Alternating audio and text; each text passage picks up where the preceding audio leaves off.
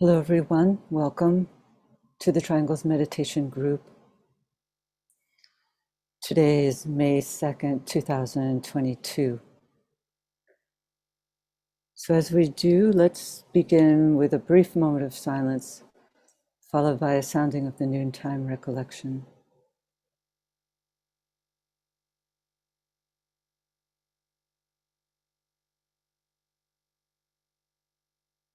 We know, O Lord of life and love, about the need. Touch our hearts anew with love, that we too may love and give.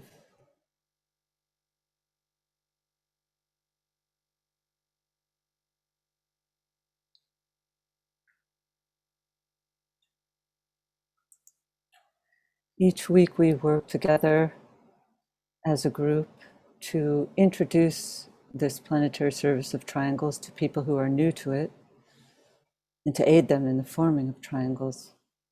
So if you're new to this idea of planetary service through the power of thought, known as triangles, welcome.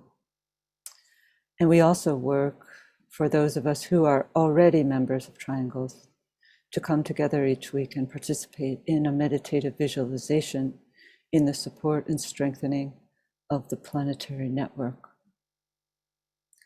Triangles is a simple visualization technique using the power of thought and prayer to uplift and transform consciousness. 3 people agreed to simply visualize a triangle of light uniting themselves at the soul level each day. They link mentally, spiritually, and in a spirit of goodwill to all humanity. And then you place your triangle within the larger framework of the planetary network of triangles. And as that network is visualized, we sound the Great Invocation, a world prayer, which is a perfect medium through which the energies of light and loving goodwill can be distributed, touching all open hearts and minds. So this service only takes a few minutes each day, and therefore it can be fit into even the busiest of schedules. Today, after the meditation, we won't be having a special guest, but our special guest will be you, this group who participates each week, rather religiously, we might say, in this webinar. And we would like to hear your thoughts on the theme that we'll be sharing about of the Great Invocation, about how to use it more effectively. You could share your understanding of the Great Invocation, or how you've worked with it, or imagining how we as a group could work with it more effectively to meet the challenges in our world today. And I also wanted to remind everyone that this evening in New York, we'll be having a Zoom meeting at 6 p.m. for our new moon. And so we invite all of you who can and are willing and able to participate to join in with us tonight, where we'll be discussing children, the problem of children and education. And then also, I'd like to announce our upcoming Arcane School Conference, which includes the Wesak Festival. The conference for Arcane School students begins on May 13th on a Friday. And then it's open to everyone on May 14th and 15th. And on Sunday the 15th, we will be holding the Wesak Festival. So we hope that as many of you who can come and participate in person. We're having an in-person meeting here in New York. And for those who cannot make it, we hope you can join us through Zoom. So now, as we do each week, let's begin with a visualization. Let's visualize the planet as a sphere of lighted energy.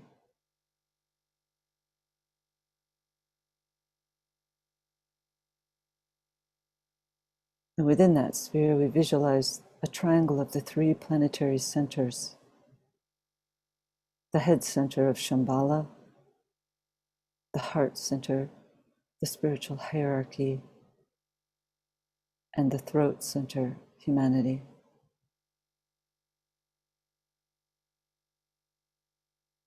We visualize the lighted energies of these three spheres moving around the triangle in all directions, filling it with light.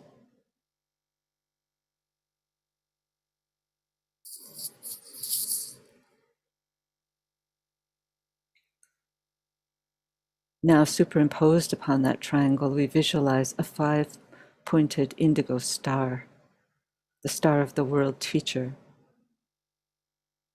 linking east and west, past and future,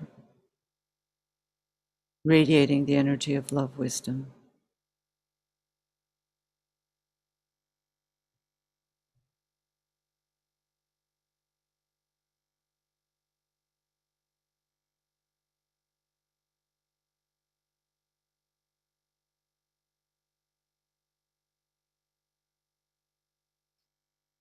At each point of the star, the sphere of his activity, stands an outpost of his consciousness, the 5 planetary centers.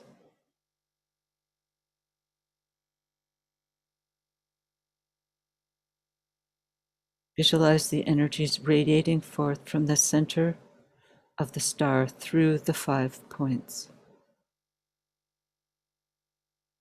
London, Darjeeling, New York, Geneva, Tokyo.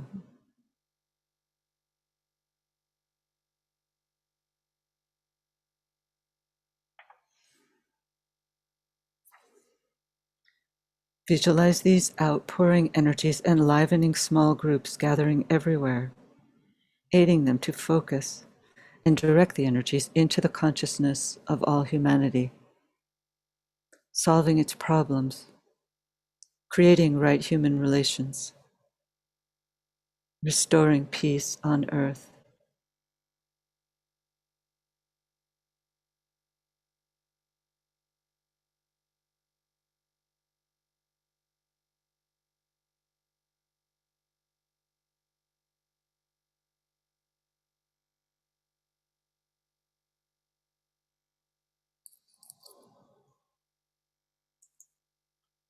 Project a lighted strand of energy towards the spiritual hierarchy and sound together the mantra. Radiance, we are, and power. We stand forever with our hands stretched out, linking the heavens and the earth, the inner world of meaning and the subtle world of glamour.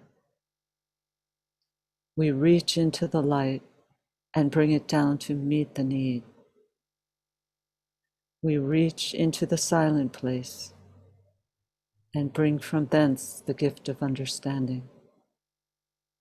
Thus with the light we work and turn the darkness into day.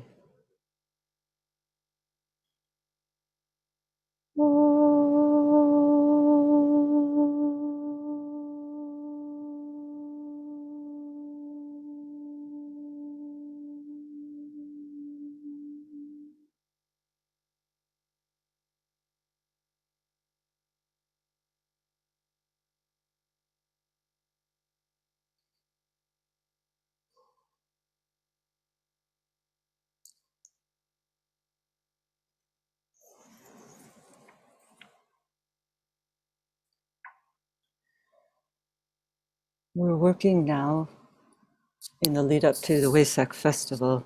And this year, this energy of the spiritual will, which is always available at Wesak, is exponentially magnified because it's an eclipse period. The day of Wesak is the most potent eclipse of the spiritual year. So it's a very potent Wesak this year. And this lead up time is a time for caution, but also for expectation. It's said that when the Great Invocation was being brought forward, there were certain members within the spiritual hierarchy who thought this might not be a good idea, that the timing might not be right, that humanity was too unprepared to handle the tremendous potency which the hierarchy knows the Great Invocation conveys. And so now, all these many years later, it's our opportunity to prove that this was not a premature release and to use it effectively during this time of crisis in our planetary life. And there was an earlier occasion when the Tibetan advocated the use of the Great Invocation before it was actually given out publicly. This was during the 1930s. A second version of the Great Invocation was given out to a small group of the Tibetan students, and he had said that if they could use this powerful prayer effectively, they could prevent the precipitation of World War II onto the physical plane. But unfortunately, that small group of students was unable to meet the challenge, and as we know, the war did precipitate. But now, as I stated, on this higher turn of the spiral, with the third and final version of the Great Invocation being given out in 1945, at a time when there's a global group of people and groups using the invocation, let's hope that we can recognize the opportunity and the challenge before us at this time to do what we can to promote its use and to ourselves use it effectively. For the Tibetans said that in the maps and archives of the spiritual hierarchy, that over the area of the Middle East, Eastern Europe, Eastern Russia, there was, and surely perhaps is, a dark overshadowing cloud. And he said this cloud could be dissipated by the right thinking and actions of men and women of goodwill, by the governments, particularly he noted, of the UK, the United States, and the collected United Nations. At that time, he meant the nations of the world who were working in alignment with the forces of light. That if these groups would work with right planning, right thinking, that this overshadowing cloud could be dissipated. But the Tibetans wondered at that time whether this was too difficult a task for what he called the inexperienced disciple of humanity to undertake. And perhaps he's still wondering today.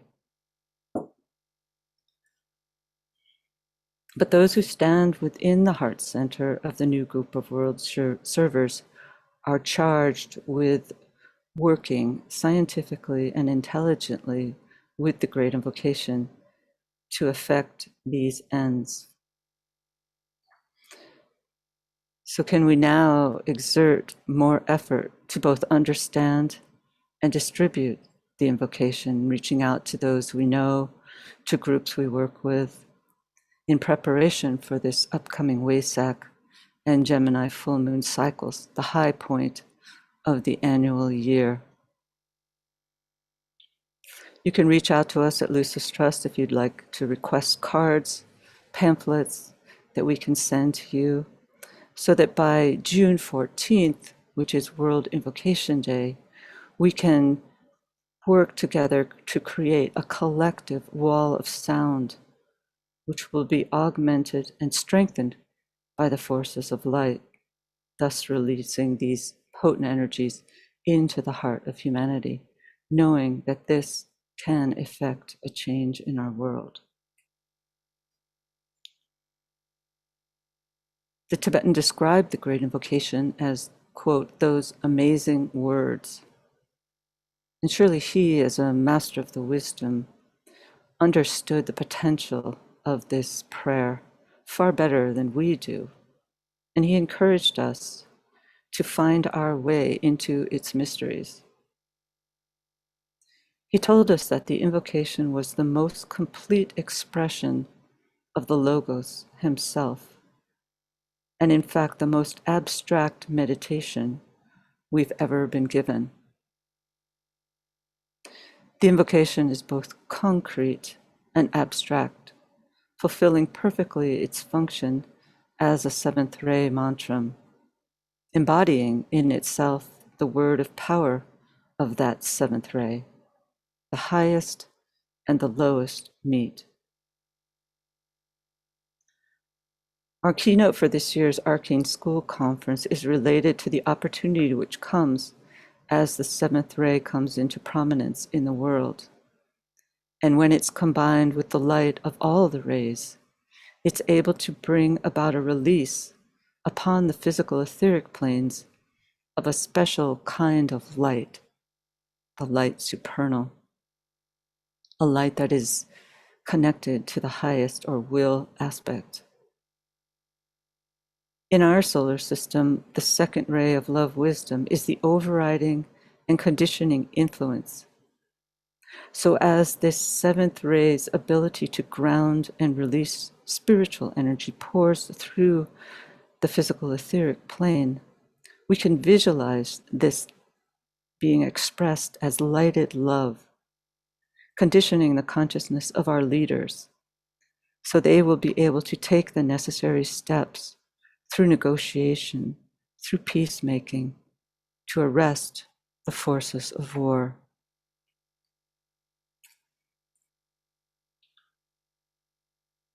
There's a story I heard recently in a video that wasn't related specifically to the Great Invocation in any way, but it was quite arresting in relationship to the power of thought that can be engendered by a group that works with focused intention.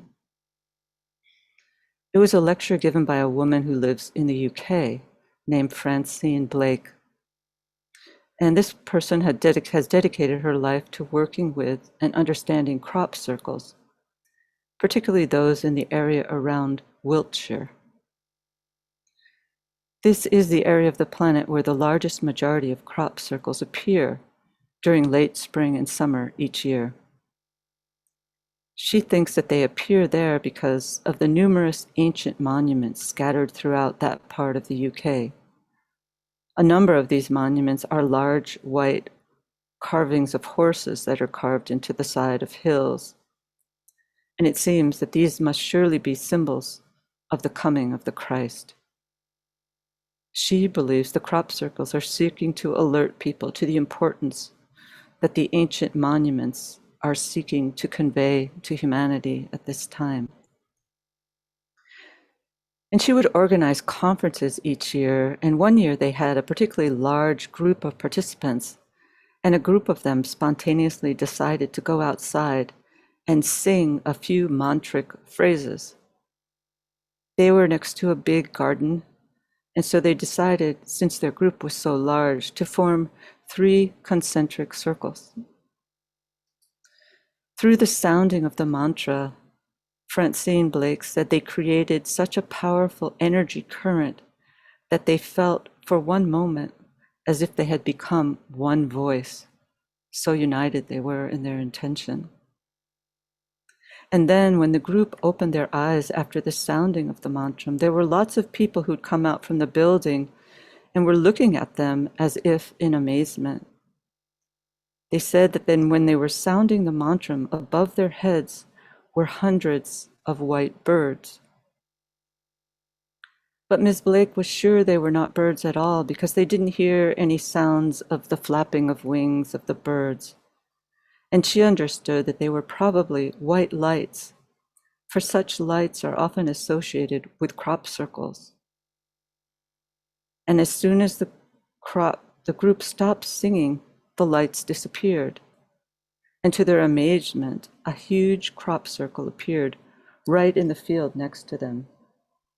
And this circle consisted of 3 concentric circles composed of petals that corresponded exactly to the number of people gathered there sounding the mantra.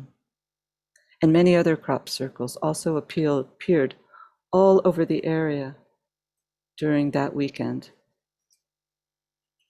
It seems that this demonstrates the power which a united group effort can evoke from the environment, from the ethers.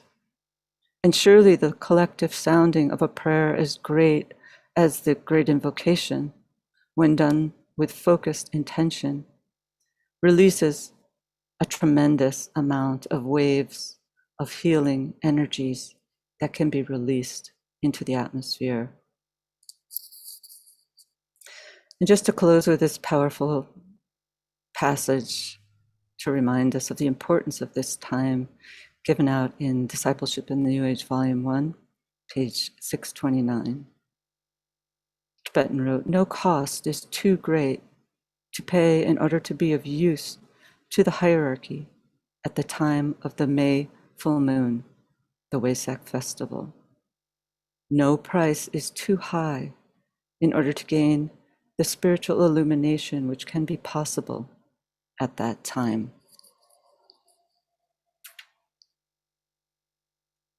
So let's now work with our meditation.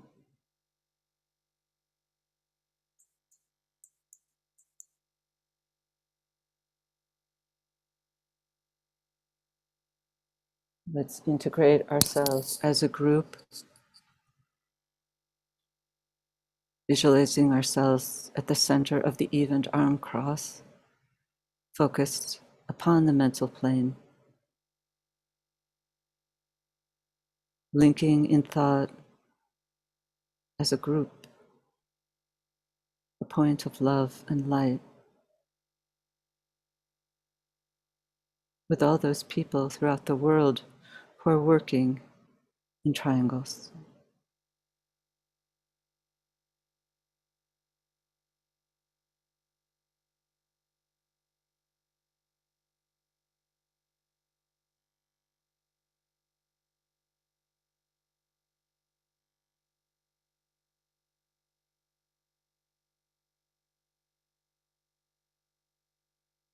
Project a line of lighted energy towards the highest center, Shambhala, and sound the affirmation of will. In the center of the will of God, I stand. Naught shall deflect my will from His. I implement that will by love. I turn towards the field of service. I, the triangle divine, work out that will within the square and serve my fellow men.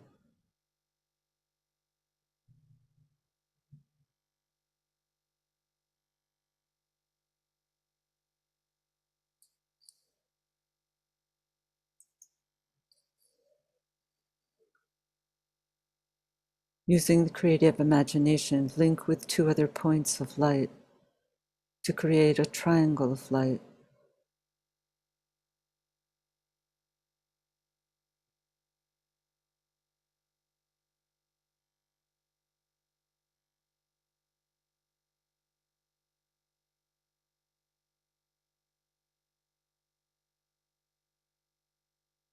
And visualize the triangle in which you are working as an essential part of the worldwide Radiant Triangles network.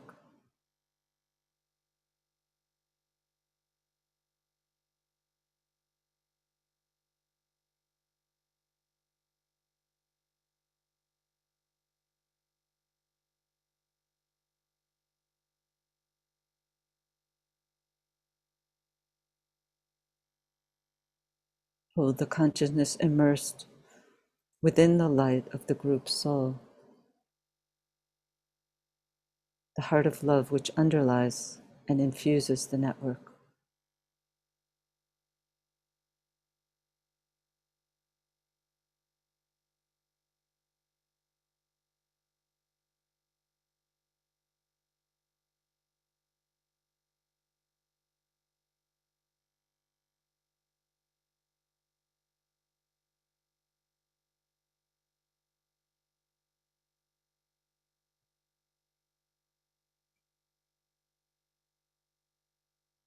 Project your consciousness to the world teacher who stands as the heart of love at the center of the spiritual hierarchy and also at the heart of each triangle.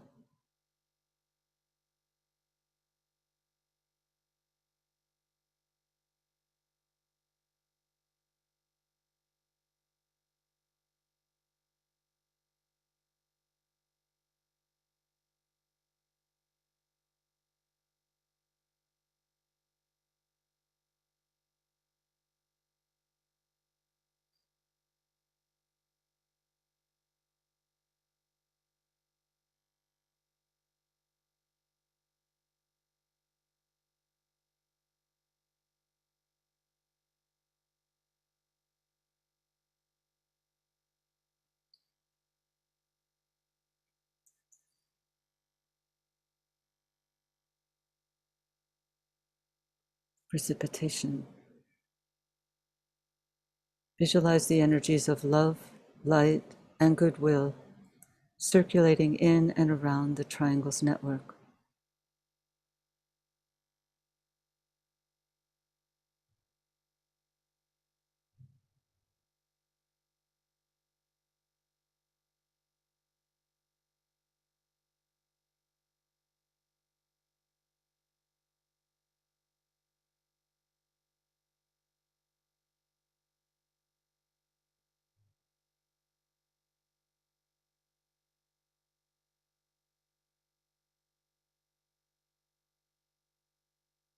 Visualize these energies unifying and eliminating all divisions within humanity,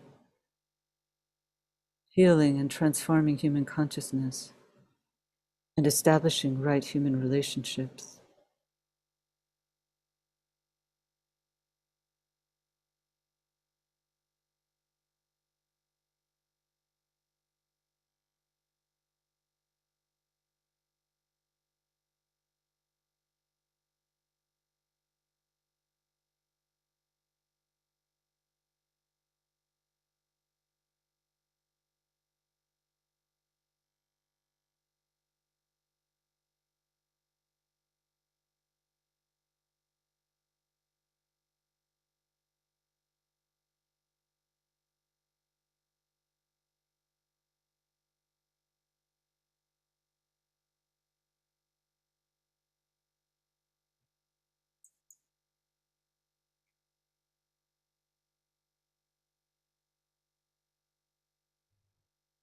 Project a rainbow bridge towards the spiritual hierarchy and sound together the mantra of unification.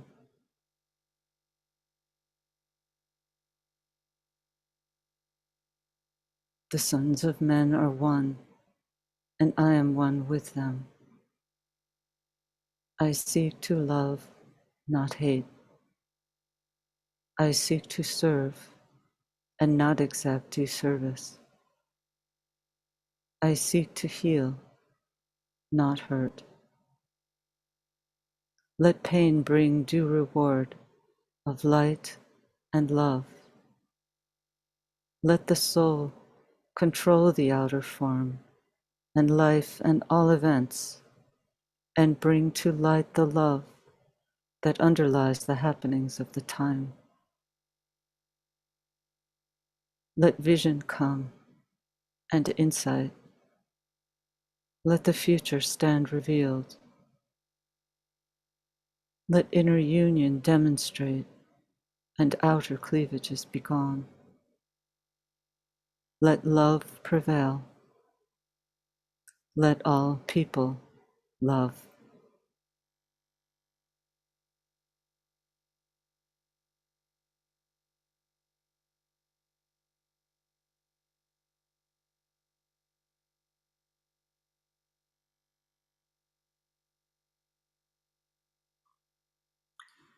Visualize the whole planet alight with triangles. See new triangles being formed everywhere.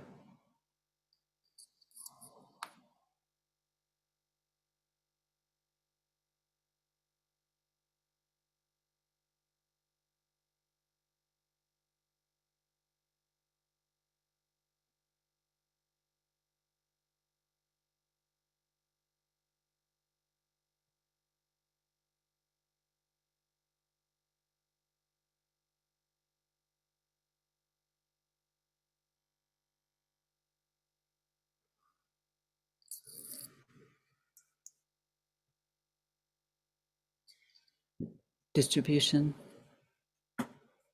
Sounding the Great Invocation, silently or aloud. And as we repeat each stanza, let's visualize the network acting as a link between the world of spiritual realities and humanity, as a channel through which light, love, and divine purpose may flow into human consciousness.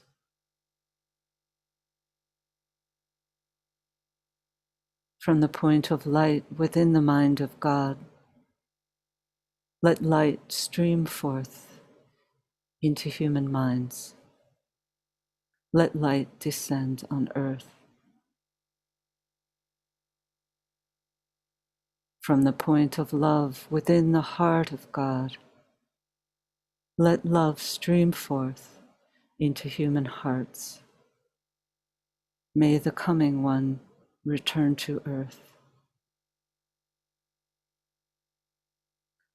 From the center where the will of God is known, let purpose guide all little human wills, the purpose which the masters know and serve. From the center which we call the human race, let the plan of love and light work out, and may it seal the door where evil dwells. Let light and love and power restore the plan on earth.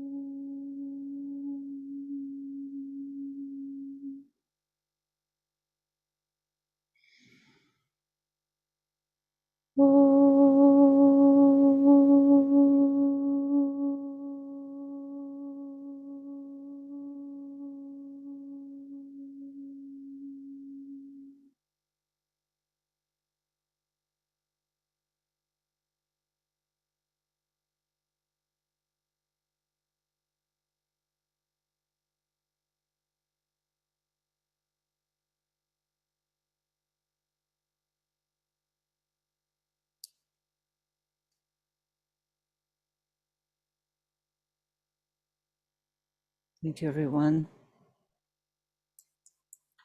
So now we'd like to open it up, and we'd really appreciate if some of you would raise your hands and share audibly, as that way we can connect more on the direct line. But perhaps as you're collecting your thoughts, I'd read a quote from David from, I don't know what book this is from. I said earlier that the war could have been averted from expression on the physical plane had the disciples and aspirants of the world measured up to their opportunity and responsibilities. The Great Invocation was relatively powerless from the angle of dynamic usefulness, because the majority of those who use it turned it into a peace prayer. It was instead a great spiritually militant invocative demand. This must not happen with this stanza of the Great Invocation, the one we have today. It is a demand. It is also an authoritative affirmation of existent fact.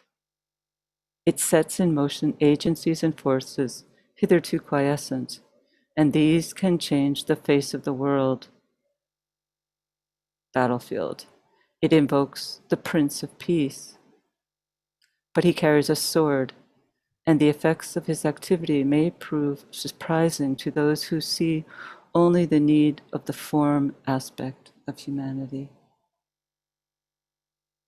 Thank you for posting that powerful quote, David.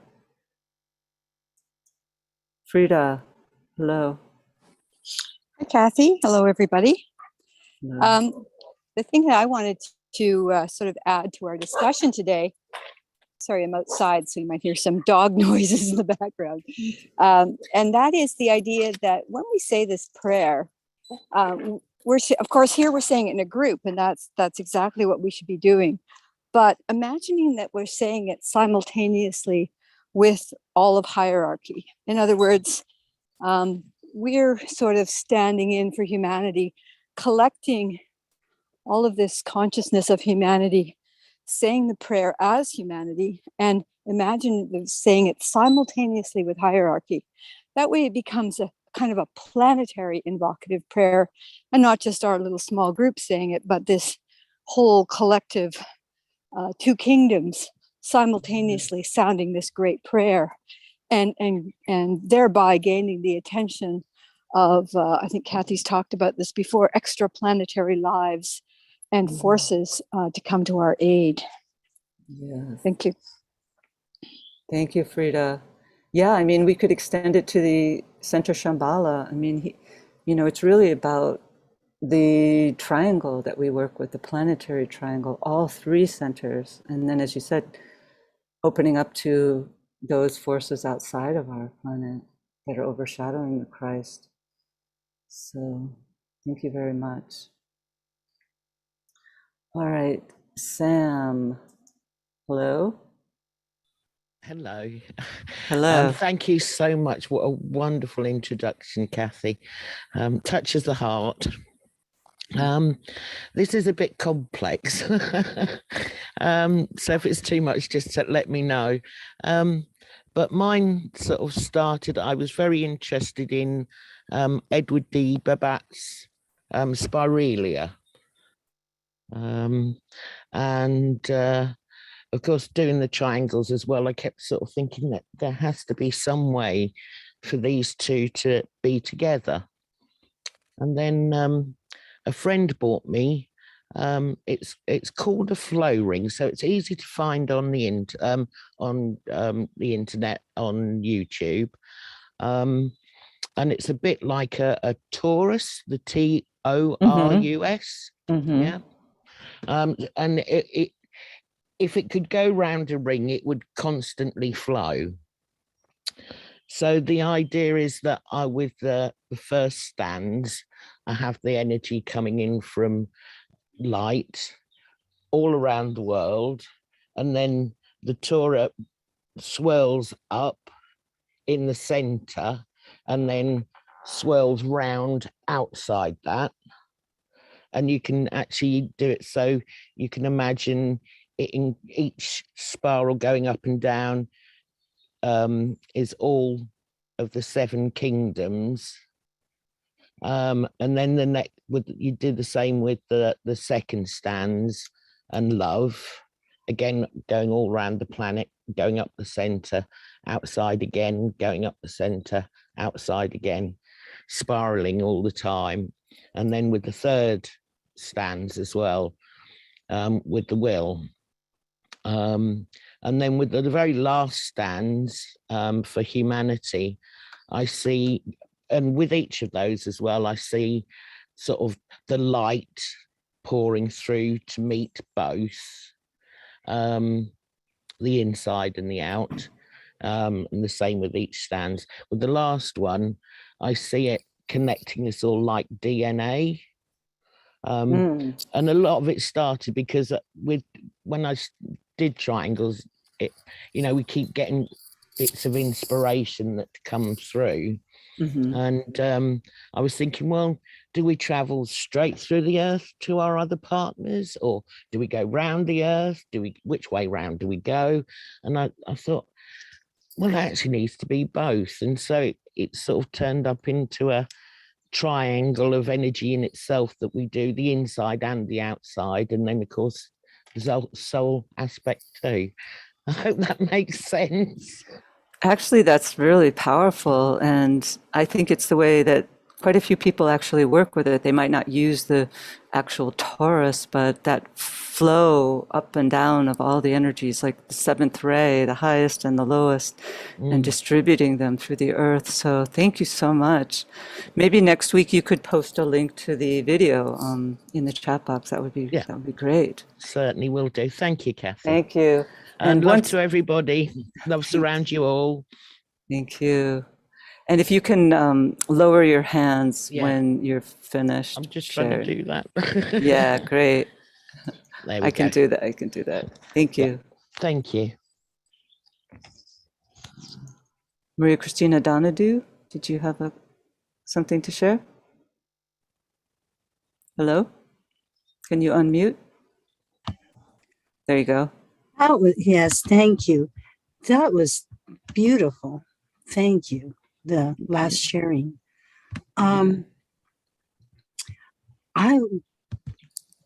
We often use here in Tucson, well, the entirety of the Great Invocation of Power and Light.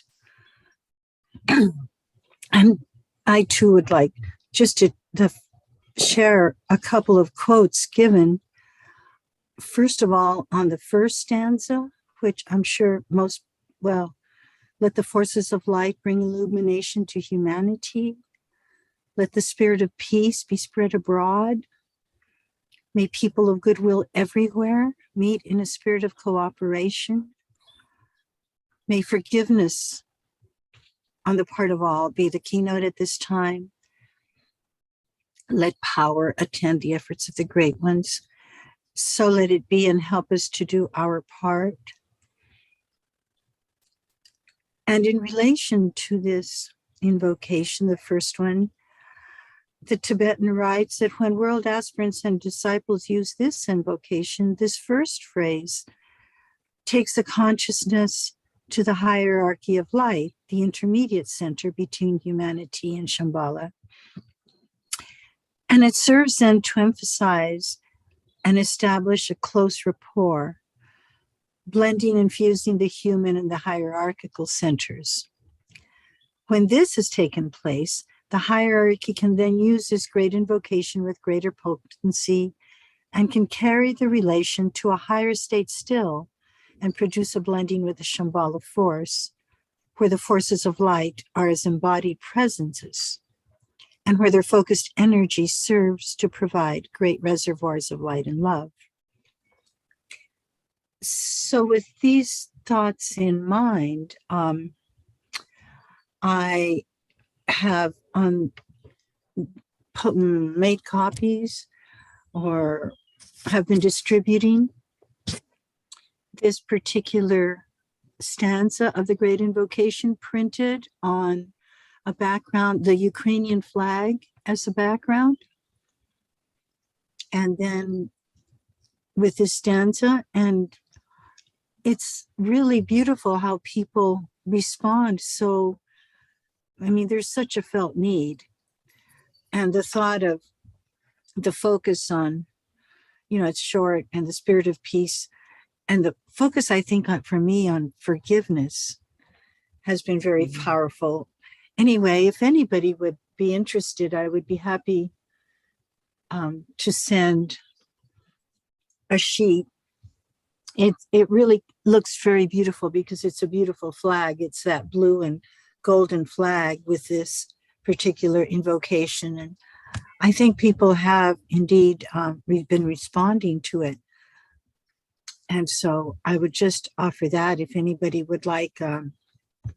Yeah, people could put their name, put their request in the chat box, and we'll send it to you. Kathy? Yeah, if you want to put your email.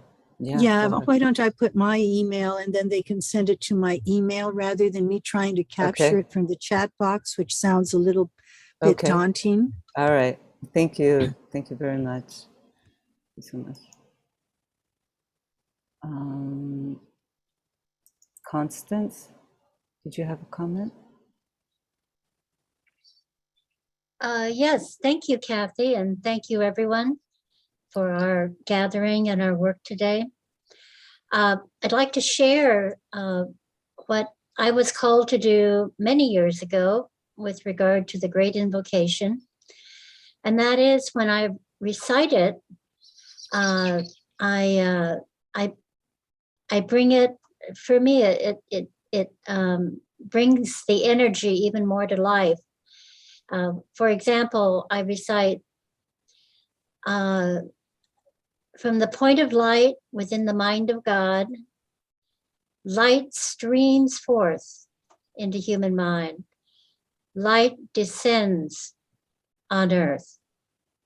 So I've released the word let, and I brought everything into activity. And this has been very meaningful for me. Thank you for letting me share this. Thank you. Thank you for sharing. All right.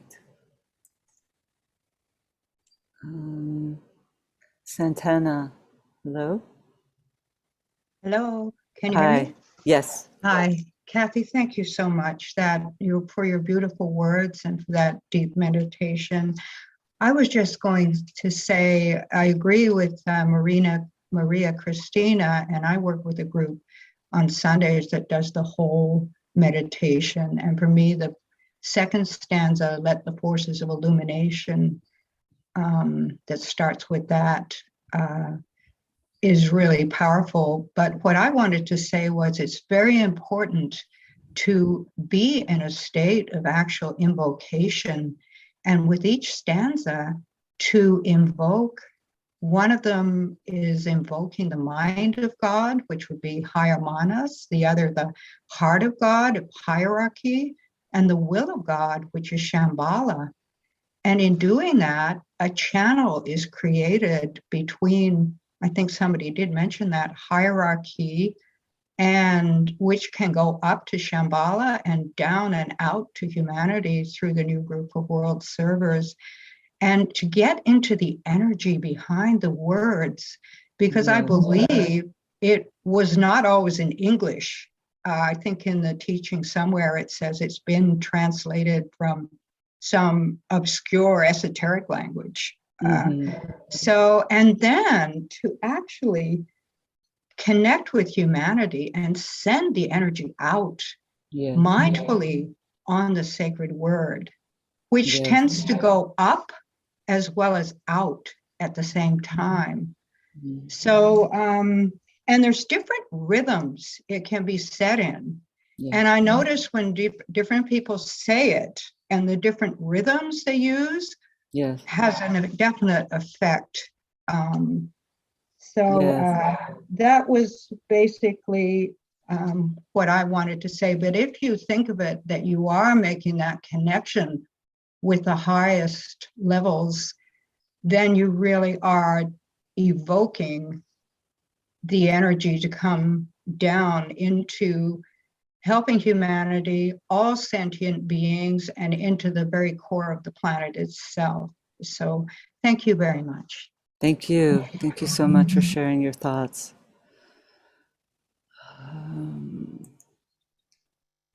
John. Thank you for allowing me to speak. I'm in transit today, so if you hear noise, it's because I'm outside. Okay. It's very timely that you allow us to explore the use of the Great Invocation for our group, Kathy. To address this for some time. And the quote that David Trice had put in the chat earlier was very helpful. Yes. The Tibetan, I'll paraphrase here because I don't have the books handy. The Tibetan has said in many places that the people of the United States in particular have a tendency towards isolationism, almost pacifistic passivity. And in the use of the Great Invocation, again paraphrasing, the Tibetan had said if there had only been 30 trained meditators, the proper use of it, we could have avoided that war. I feel that it's very important to use this Great Invocation to whatever capacity, in whatever form, according to our ray and our assignments, where we find ourselves. since I live in Washington, D.C., I use it there frequently. And Good. travel- Keep that up. and traveled. I spent many years at the Capitol, and my meditation was running. And I would repeat the invocation as I went around the Capitol and the monuments. But to kind of return to it,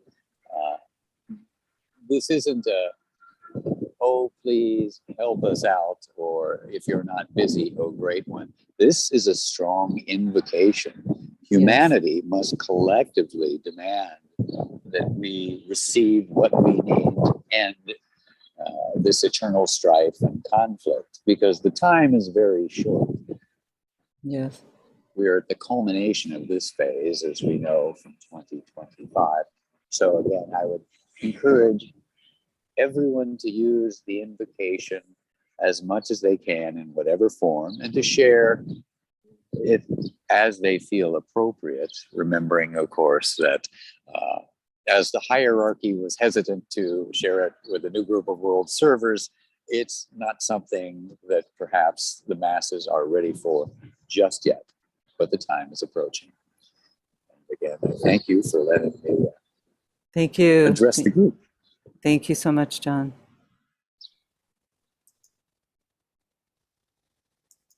Maria Christina.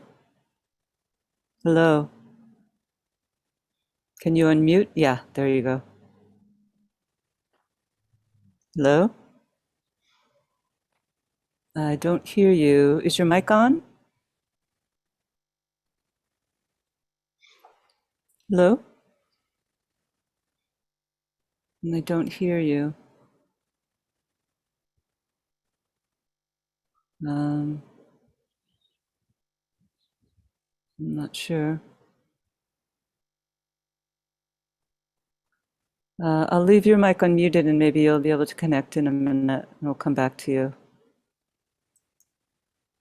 Hello, Duncan. Can you unmute your microphone? Yes, hello, Kathy. Hi. Wonderful session today. I have been focused on the Great Invocation daily now for a few years, and I posted in the chat last Wesak, I was moved one day after, probably a couple of hours after doing yoga to stand up and use the Great Invocation, and spontaneously a series of gestures came to mind.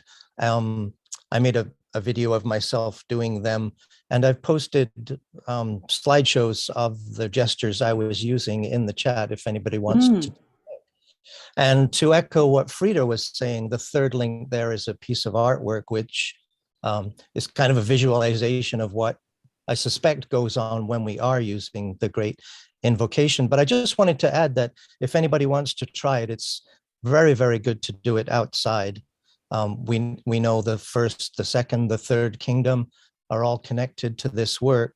Doing it in your room, of course, is great, but if you can stand out somewhere in nature, particularly with your shoes off, this is also a very good thing to consider. Thank you. Thank you so much. Yeah, I once had an opportunity in a group of people were being led by a woman, and we were moving and actually sort of marching to a song that was a spiritual song. And then we all stopped and sounded the Great Invocation. And it was, I have to say, one of the most powerful experiences I've had in using it. So thank you for bringing that to my mind.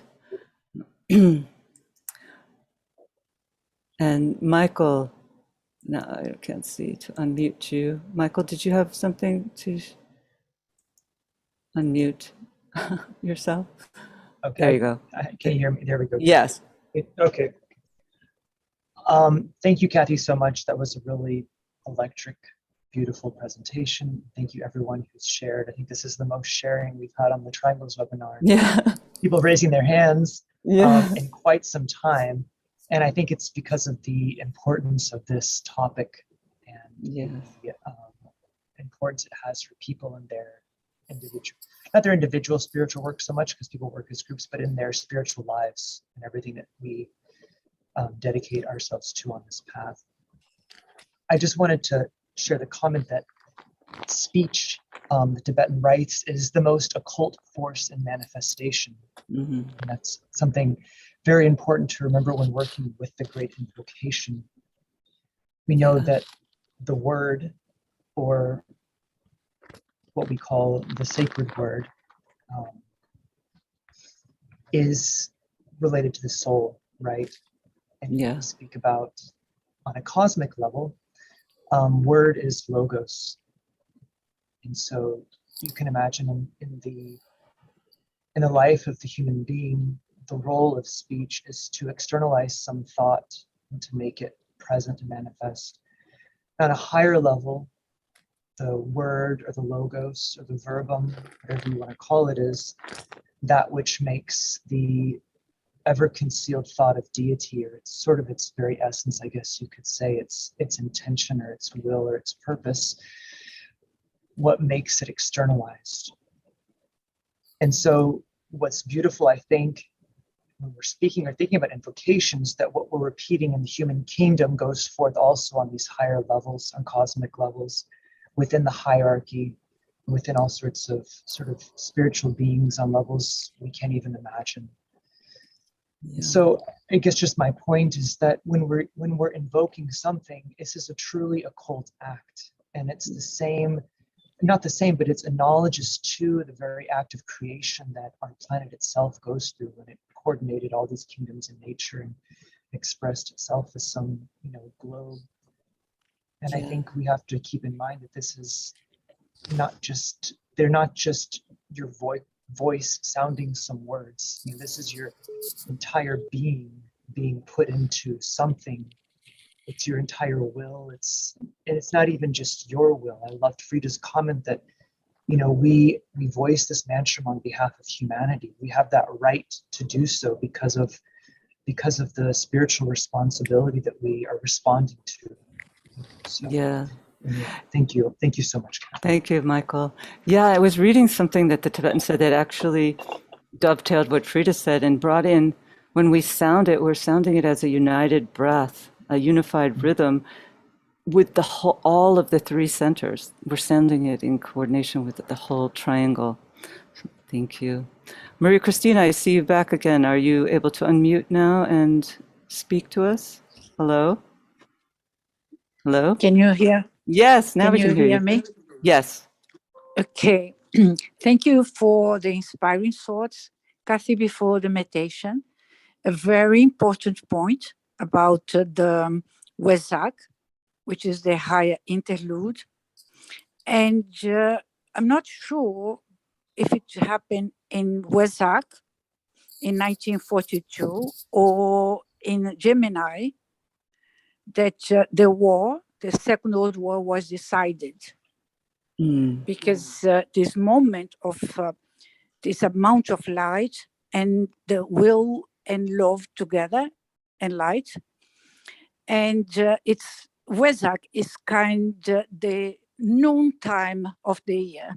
Yeah. So the noon time, it means there's no shadow, and to use the Great Invocation in preparation for the festival, and also to use it during the festival, is effective form of service. Yes. And another point about the Great Invocation, what is important, is that the one who could avoid the war was the first part, as Maria Christina presented. Mm-hmm.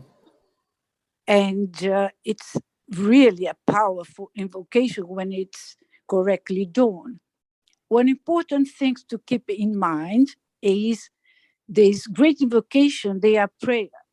So there is a meaning when we say a prayer, a meditation, and an invocation all together.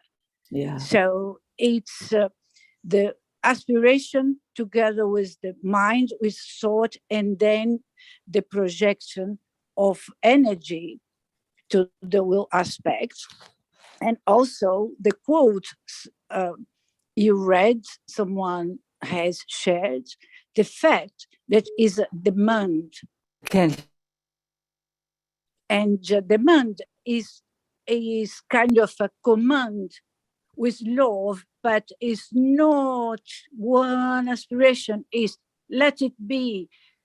You see, it's the quote mentioned authoritative sound of voice, which is not easy to find the right pitch and balance to blend all together aspiration, which is prayer, meditation, and invocation, and the right command. But it's the most powerful prayer because it's the prayer of the Christ itself. And when we sound together, all goodwill people, all trained meditators, together with the hierarchy, because the hierarchy is gathered together, it's make it extremely powerful to bring solution for this world situation. Thank you. Thank you, Maria Christina. Kathy's just gone, lost her connection. So Okay. Okay. She said thank you, though. You. She's trying to log back on right now. Okay, thank you, Michael. Thank you, Maria. Brad, I'm going to ask you to unmute. Thanks, Michael.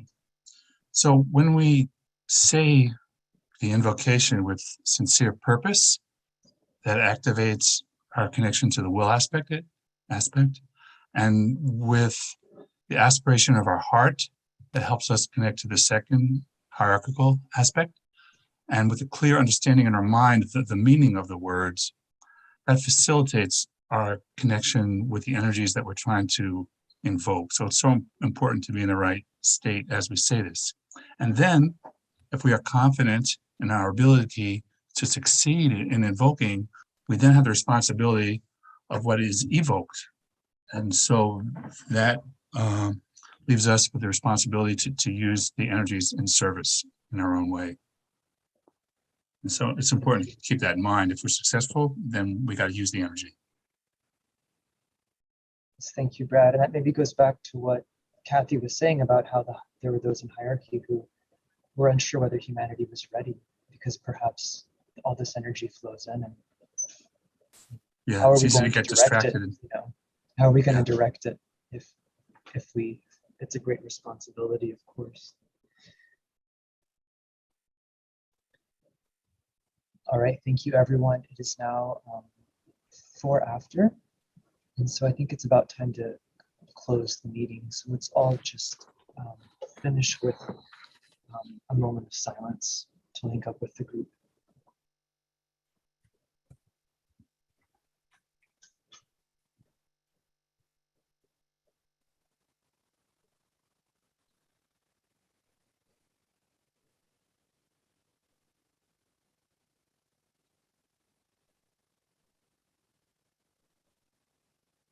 Thank you.